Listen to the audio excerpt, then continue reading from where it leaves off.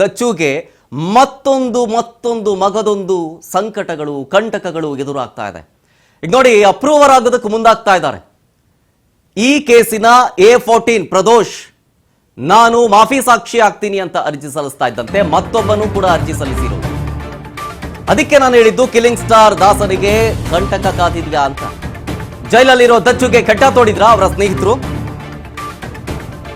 ಪರಪ್ಪನ ಅಗ್ರಹಾರ ಜೈಲಲ್ಲಿರೋ ದರ್ಶನ್ಗೆ big shock. ಜೊತೆಯಲ್ಲಿದ್ದವರೇ ದರ್ಶನ್ಗೆ ಕೆಟ್ಟ ತೋಡಿದಿರುವುದು. ಅದರಲ್ಲೂ ಈ ಪ್ರಕರಣದ A14 ಪ್ರದೋಷ್ ಪಟ್ಟಣಗೆರೆ ಶೆಡ್ ರಹಸ್ಯವನ್ನ ನಾನ್ ಬಿಚ್ಚಿಡ್ತೀನಿ ಅಂತ ಮುಂದೆ ಬಂದಿರೋದು. ರೇಣುಕಾಸ್ವಾಮಿ ಕೊಲೆ ಪ್ರಕರಣಕ್ಕೆ ಈಗ ಮತ್ತೊಂದು ಬಿಗ್ ಟ್ವಿಸ್ಟ್ ಸಿಗ್ತಾ ಇದೆ ಅಂತ ಅನಿಸ್ತಾ ಇದೆ. ಈ ಟ್ವಿಸ್ಟ್ ಮತ್ತು ಟರ್ನ್ಗಳಿಗೆ ಕಾರಣ ರೇಣುಕಾಸ್ವಾಮಿ ಹತ್ಯೆ ಕೇಸಿನ A14 ಆರೋಪಿ ನಂಬರ್ 14 ಪ್ರದೋಷ್ ದರ್ಶನ್ನ ಸ್ನೇಹಿತ. ಈತ ನಾನು ಮಾಫಿ ಸಾಕ್ಷಿ ಆಗ್ತೀನಿ ಅಂತ 59ನೇ CCH ಕೋರ್ಟ್ಗೆ ಅರ್ಜಿಯನ್ನು ಹಾಕಿದ್ದಾರೆ. ಆ ಅರ್ಜಿಯ ವಿಚಾರಣೆಯೂ ಕೂಡ ಆಗತ್ತೆ. ಈ ಅರ್ಜಿ ಅಕ್ಸೆಪ್ಟ್ ಆಯ್ತು ಅಂತಂತಂದ್ರೆ ಮತ್ತಷ್ಟು ಸಂಕಷ್ಟ ಫಿಕ್ಸ್. ಮಾಫಿ ಸಾಕ್ಷಿಯಾಗಿ ಪರಿಗಣಿಸಿ ನನ್ನನ್ನ ಅಂತ ಆರೋಪಿಗಳು ಅರ್ಜಿ ಹಾಕ್ತಾ ಇದ್ದಾರೆ. ಈಗ ನೋಡಿ, A14 ಪ್ರದೋಷ್ ಆಯ್ತಲ್ವಾ, ಅದಾದ್ಮೇಲೆ ಇನ್ನಿಬ್ರು ನ್ಯಾಯಾಲಯದ ಮೊರೆ ಹೋಗ್ತಾ ಇದ್ದಾರೆ. ಪ್ರತ್ಯೇಕ ಸೆಲ್ನಿಂದ ನ್ಯಾಯಾಲಯಕ್ಕೆ ಹಾಜರಿಗೆ ಮನವಿಯನ್ನ ಮಾಡ್ಕೊಳ್ತಾ ಇದ್ದಾರೆ. 59ನೇ CCH ಕೋರ್ಟ್ಗೆ A14 ಪ್ರದೋಷ್ ಅರ್ಜಿ ಸಲ್ಲಿಸಿದ್ರಲ್ವಾ, ಅವರು ಅರ್ಜಿ ಸಲ್ಲಿಸೋದಕ್ಕೆ ಮುಂದಾಗ್ತಾ ಇದ್ದಂತೆ ಇನ್ನಿಬ್ರು ಅರ್ಜಿ ಸಲ್ಲಿಸೋದಕ್ಕೆ ಮುಂದಾಗಿದ್ದಾರೆ. ಪ್ರಾಸಿಕ್ಯೂಷನ್ ನಿಲುವು ತಿಳಿಸೋದಕ್ಕೆ ನ್ಯಾಯಾಲಯ ಸೂಚನೆ ಕೊಡ್ತಾ ಇರೋದು.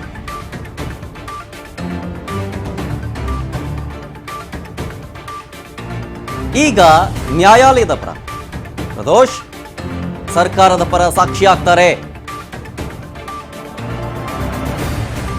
59ನೇ CCH ಕೋರ್ಟ್ಗೆ ಪ್ರದೋಷ್ ಅವರ ವಕೀಲರು ಮನವಿಯನ್ನ ಸಲ್ಲಿಸಿದ್ದಾರೆ. ಜೊತೆಗೆ ಮನವಿಯನ್ನ ಮಾಡ್ತಿದ್ದಾರೆ, ಬೇರೆ ಸೆಲ್ಗೆ ಶಿಫ್ಟ್ ಮಾಡಿ ಅಲ್ಲಿಂದಲೇ ನಾವು ನ್ಯಾಯಾಲಯಕ್ಕೆ ಹಾಜರಾಗ್ತೀವಿ ಅಂತ ಮನವಿ ಮಾಡ್ಕೊಂಡಿರೋದು. ಪ್ರದೋಷ್ ಅರ್ಜಿ ಸಲ್ಲಿಸ್ತಾ ಇದ್ದಂತೆ ಇನ್ನಿತರ ಇಬ್ಬರೂ ಕೂಡ ನಾನು ಮಾಫಿ ಸಾಕ್ಷಿ ಆಗ್ತೀನಿ ಅಂತ ಮುಂದೆ ಬರ್ತಾ ಇದ್ದಾರೆ.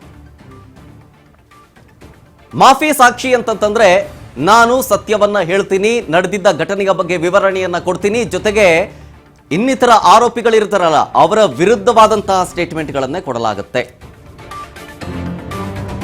A14 ಪ್ರದೋಷ್ ಬಳಿಕ ಈಗ ಇನ್ನಿಬ್ರು ನ್ಯಾಯಾಲಯದ ಮೊರೆ ಹೋಗಿದ್ದಾರೆ. ಯಾರು ಅಂತಂದ್ರೆ ಈ ಕೇಸಿನ A8 ರವಿಶಂಕರ್ ಹಾಗೂ A10 ವಿನಯ್ ಇಬ್ರು ಅರ್ಜಿ ಸಲ್ಲಿಸಿದ್ದಾರೆ.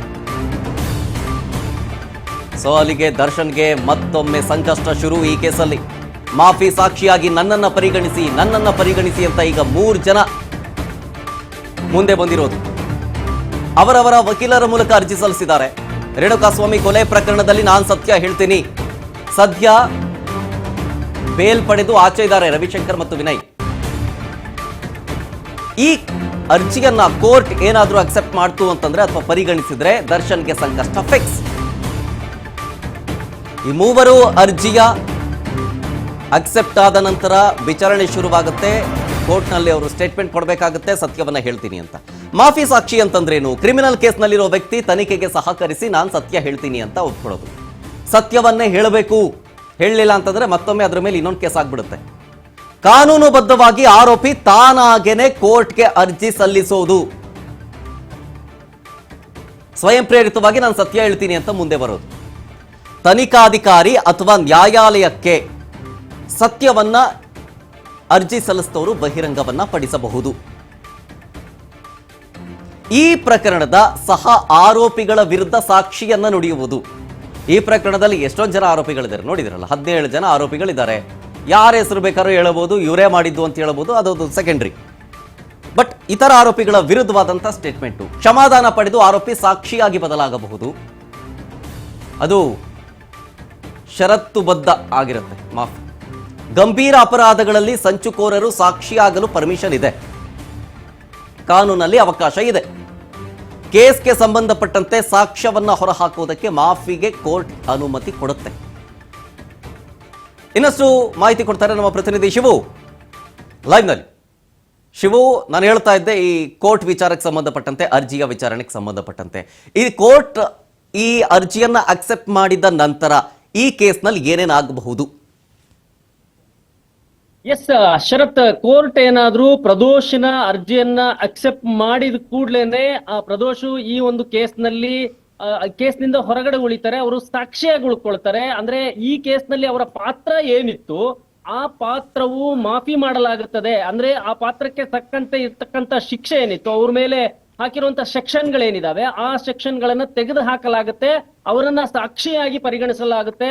ಸಾಕ್ಷಿ ಆದಾಗ ಅವರು ಅಪ್ರೂವರ್ ಆಗ್ತಾರೆ, ಅವ್ರಿಗೆ ಯಾವುದೇ ರೀತಿಯ ಶಿಕ್ಷೆ ಇರೋದಿಲ್ಲ. ಈ ಕೇಸ್ನಿಂದ ಸಾಕ್ಷಿಯಾಗಿ ಮಾತ್ರ ಉಳ್ಕೊಂಡು ಕೇಸ್ನಿಂದ ಹೊರಗಡೆ ಉಳಿತಾರೆ. ಅಂದ್ರೆ ಅದರ ಲಾಭ ಏನಾಗುತ್ತೆ ಅಂದ್ರೆ ಯಾವುದೇ ಒಂದು ವ್ಯಕ್ತಿಯ ಒಂದು ಅಪ್ರೂವರ್ ಆದಾಗ ಅವರಿಗೆ ಶಿಕ್ಷೆ ಆಗುವಂತದ್ದು ಕಡಿಮೆ ಆಗುತ್ತೆ.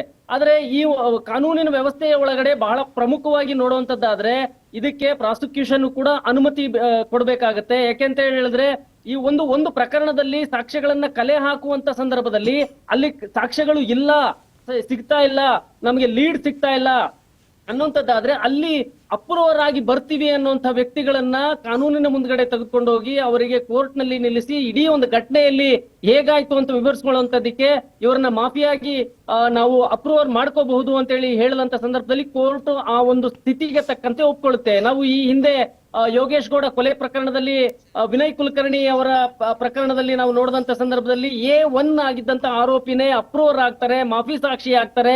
ಆ ನಂತರದಲ್ಲಿ ಟ್ರಯಲ್ ಕೋರ್ಟ್ ಅಲ್ಲಿ ಸುದೀರ್ಘವಾದಂತ ಒಂದು ಟ್ರಯಲ್ ನಡೀತದೆ, ಅವರಿಗೆ ಶಿಕ್ಷೆ ಕೂಡ ಆಗುತ್ತೆ. ಈಗ ಹೈಕೋರ್ಟ್ ನಲ್ಲಿ ಆ ಶಿಕ್ಷೆಗೆ ಸ್ಟೇ ಸಿಕ್ಕಿದೆ. ಈ ಒಂದು ಅಪ್ರೂವರ್ ರೇಣುಕಾಸ್ವಾಮಿ ಕೊಲೆ ಪ್ರಕರಣದಲ್ಲಿ ಈಗ ಪ್ರದೋಷ್ ಅಪ್ರೂವರ್ ಆಗ್ತೀನಿ ಅಂತ ಅಧಿಕೃತವಾಗಿ ಅರ್ಜಿ ಹಾಕಿರೋದ್ರಿಂದಾಗಿ ಆ ಅರ್ಜಿಯನ್ನ ಕೋರ್ಟ್ ಅಕ್ಸೆಪ್ಟ್ ಮಾಡಿದ್ದೆ. ಅದಲ್ಲಿ ಖಂಡಿತವಾಗ್ಲೂ ರೇಣುಕಾಸ್ವಾಮಿ ಕೊಲೆ ಪ್ರಕರಣದಲ್ಲಿ ನಟ ದರ್ಶನ್ ಮತ್ತೆ ಪವಿತ್ರ ಗೌಡಗೆ ಸಂಕಷ್ಟ ಕಟ್ಟಿಟ್ಟ ಬುತ್ತಿ ಅನ್ನುವಂಥದ್ದು ಈಗ ಕಾನೂನು ತಜ್ಞರ ಲೆಕ್ಕಾಚಾರ. ಇದರ ಜೊತೆಯಲ್ಲೇ ಇನ್ನಿಬ್ರು ಕೂಡ ಅಂದ್ರೆ ಯಾವ ಪಟ್ಟಣಗೆರೆ ಶೆಡ್ ನ ಮಾಲೀಕರಲ್ಲಿ ಒಬ್ಬರಾದಂತ ವಿನಯ್ ಏನಿದಾನೆ, ವಿನಯ್ ದರ್ಶನ್ನ ಅತ್ಯಾಪ್ತರಲ್ಲೂ ಒಬ್ರು ಕೂಡ, ಪ್ರದೋಷು ಕೂಡ ದರ್ಶನ್ನ ಆಪ್ತ ವಲಯದಲ್ಲೇ ಗುರುತಿಸ್ಕೊಂಡಿರ್ತಕ್ಕಂಥ ವ್ಯಕ್ತಿ. ಯಾವಾಗ ರೇಣುಕಾಸ್ವಾಮಿ ಕೊಲೆ ಆಯ್ತು, ಕೊಲೆ ಆದ ನಂತರದಲ್ಲಿ ಅಲ್ಲಿಂದ ಬಾಡಿಯನ್ನ ಡಿಸ್ಪೋಸಲ್ ಮಾಡ್ಬೇಕು ಅಂತಂದಾಗ ಕಾಂಟ್ಯಾಕ್ಟ್ ಮಾಡುವಂತದ್ದೇ ಪ್ರದೋಷ್ಗೆನೆ ಹಣ ಕೊಡ್ತಾರೆ ಅನ್ನುವಂಥದ್ದು ಚಾರ್ಜ್ ಶೀಟ್ ಅಲ್ಲಿ ಇರುವಂತದ್ದು. ಆ ಪ್ರದೋಷ್ ಅವ್ರ ಮನೆಯಲ್ಲಿ 30 ಲಕ್ಷ ರೆಕವರಿ ಕೂಡ ಆಗುತ್ತೆ. ನಂತರ ಪ್ರದೋಷ್ ಇತರರನ್ನ ನೇಮಿಸ್ತಾರೆ ಬಾಡಿಯನ್ನ ಡಿಸ್ಪೋಸಲ್ ಮಾಡೋದಕ್ಕೆ. ಅದು ಆ ಬಾಡಿಯನ್ನ ಸುಮನಹಳ್ಳಿಯ ದೊಡ್ಡ ಮೋರಿಯ ಬಳಿ ಅಂದ್ರೆ ಅಪಾರ್ಟ್ಮೆಂಟ್ ಹತ್ರ ಬಳಿ ತೆಗೆದುಕೊಂಡೋಗಿ ಹಾಕುವಂತದ್ದು. ಇದೆಲ್ಲವೂ ಕೂಡ ಪ್ರದೋಷಿಗೆ ಗೊತ್ತಿರುತ್ತೆ. ಈಗ ಆ ವಿಷಯಗಳನ್ನ ನಾನು ಕೋರ್ಟ್ ಮುಂದೆ ಹೇಳ್ತೇನೆ ಅನ್ನುವಂಥದ್ದು ಹೇಳಿದ್ದಾರೆ. ಅದನ್ನ ಹೊರತುಪಡಿಸಿದ್ರೆ ಇನ್ನ ನನಗೆ ಸೇಫ್ಟಿ ಬೇಕು, ಸೆಕ್ಯೂರಿಟಿ ಬೇಕು ಅನ್ನುವಂಥದ್ದನ್ನು ಕೂಡ ಅರ್ಜಿಯಲ್ಲಿ ಹೇಳಿದ್ದಾರೆ. ಅಂದ್ರೆ ನನಗೆ ಪ್ರತ್ಯೇಕತೆ ಬೇಕು, ನನ್ನನ್ನು ಪ್ರತ್ಯೇಕವಾಗಿ ಹಾಜರ್ಪಡಿಸ್ಬೇಕು ಅನ್ನುವಂಥದ್ದನ್ನು ಕೂಡ ಕೇಳ್ಕೊಂಡಿದ್ದಾರೆ. ಈಗ ವಿನಯ್ ಮತ್ತೆ ರವಿಶಂಕರ್ ವಾಹನ ಚಾಲಕ, ಬಾಡಿಯನ್ನ ಡಿಸ್ಪೋಸ್ ಮಾಡುವಾಗ ಏನು ಗಾಡಿಯನ್ನ ಚಲಾಯಿಸ್ತಾ ಇದ್ರು ಆ ವಾಹನ ಚಾಲಕನೇ ಈ ರವಿಶಂಕರ್. ವಿನಯ್ ಮತ್ತೆ ರವಿಶಂಕರ್ ಕೂಡ ಈಗ ಅಪ್ರೂವರ್ ಆಗ್ತೀನಿ ಅನ್ನುವಂತ ಅರ್ಜಿಯನ್ನ ಹಾಕೊಳ್ಳುವಂತ ಸಾಧ್ಯತೆಗಳಿಗೆಲ್ಲವೂ ಕೂಡ ಪ್ರಿಪೇರ್ ಮಾಡ್ಕೊಳ್ತಾ ಇದ್ದಾರೆ.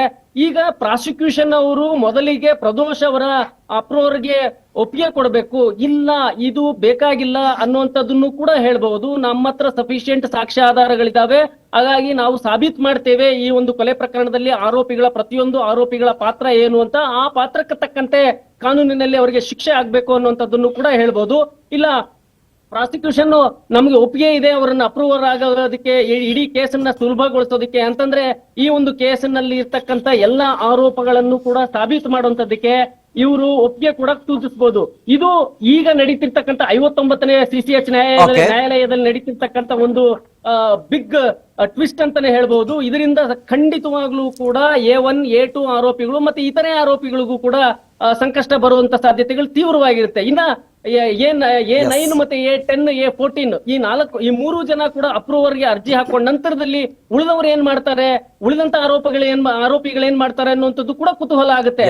ಇವ್ರೆಲ್ಲರೂ ಕೂಡ ಸೇರ್ಕೊಂಡು ನಾವು ಅಪ್ರೂವರ್ ಆಗ್ತೀವಿ, ನಮ್ಮ ತಪ್ಪನ್ನ ನಾವು ಒಪ್ಕೊಬಿಡ್ತೀವಿ ಅಂತ ಹೇಳಿದ್ರೆ ದರ್ಶನ್ ಮತ್ತೆ ಪವಿತ್ರ ಗೌಡಗೆ ಮತ್ತೆ ಅಲ್ಲಿನ ಎಂಟೈರ್ ಒಂದು ಪ್ರಕರಣ ಇದ್ದಂತ ಸಂದರ್ಭದಲ್ಲಿ ಹೊತ್ಕೊಂಡಿರುವಂತ ಆರೋಪ ಹೊತ್ಕೊಂಡಿರುವಂತ ಆರೋಪಿಗಳಿಗೆ ಖಂಡಿತವಾಗ್ಲೂ ಕೂಡ ಈ ಒಂದು ಪ್ರಕರಣದಲ್ಲಿ ಸಾಬೀತು ಮಾಡುವಂತದ್ದಕ್ಕೆ ಎಲ್ಲ ತರದ ಸಾಕ್ಷಿಗಳು ಕೂಡ ಎಸ್ಟಾಬ್ಲಿಷ್ ಆಗ್ಬಿಡುತ್ತೆ.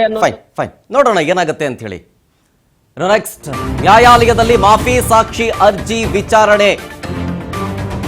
59ನೇ CCH ಕೋರ್ಟ್ಗೆ ಆರೋಪಿಗಳು ಹಾಜರಾಗಿದ್ದಾರೆ. ಈಗ ಮಾಫಿ ಸಾಕ್ಷಿ ಅರ್ಜಿಯನ್ನ ನ್ಯಾಯಾಲಯ ಕೈಗೆತ್ಕೊಂಡಿದೆ. ಈಗ ನಾವು ಮೊದಲು ಅರ್ಜಿ ಹಾಕಿದ್ದು, ನಮ್ಮನ್ನ ಪರಿಗಣಿಸಿ.